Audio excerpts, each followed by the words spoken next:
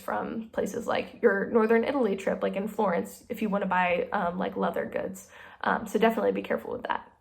So while you're traveling, some helpful apps that I found, Google Translate, obviously, just for everything. A money conversion app. This is so important because if you don't know what the currency is, like what the conversion is, you could end up spending like $60 on something that you thought was like 20. So definitely is a good tool to help you be careful with spending your money.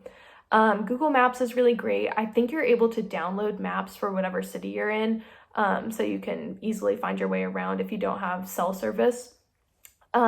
Free Now is another app called, I think it's like Free Now or My Taxi. It's kind of like Uber, but for taxis. So like Rome doesn't have Uber, it's not allowed. So if you needed to like book a taxi, if you're like way out somewhere where you can't easily find them, that's a really great option. And I used it in other countries as well. Another app is called Move It, and this mostly has to do with like public transportation, like metros and that kind of thing. So it's good to know if there are strikes going on. So if like you don't have a bus or a train to wherever you need to go, or if things are just delayed, because that happens a lot, especially in Rome. So that's a really good app to have. And then Venmo, obviously, I think a lot of you probably have Venmo, just for all of the like Airbnbs or like plane tickets, meals that you'll split with your friends. Another helpful tip is to fill out the travel forms that the student life staff gives you. I think it's somewhere in the iPad. So you can fill out this information of like where you're staying, what flights or trains, buses you're taking, your phone number, just like all the different places that you'll be in, just in case something happens in the country that you're staying at. And someone from the student life staff will contact you and just make sure that you're okay, or make sure that if something, if there's going to be like some sort of natural disaster, let's say in some country that you're in, they can contact you and say, hey, we should find you an option to get home, quicker than what you expected. So yeah, definitely fill those out. Also, they were really great because I just took a picture of them and sent them to my parents too, so that they could see where I was going.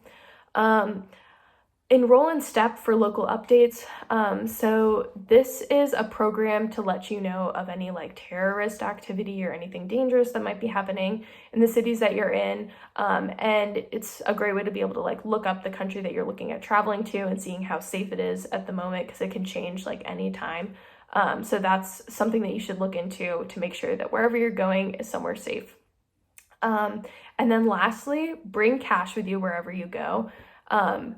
Most debit and credit cards charge a fee every time you use them when you're in Europe because it has to convert it. So you might end up spending like way more than you expected because of that conversion fee. So what I did is I would use like my debit card and get money, like maybe 300 euro or something out of an ATM at a time. And that helped me to kind of like not spend as much money through conversion fees. But it's also really good to have some cash on you when you go to a country, even if like you're not if they don't use euros. It's good to have some of their cash on you in case you need to like take a train or a bus to wherever like your Airbnb is or wherever you're staying. So yeah, make sure that you have cash on you. Don't use your card all the time because it'll be really expensive. But yeah, I think that's all that I have for you guys, but enjoy your time in Rome. It's gonna be awesome.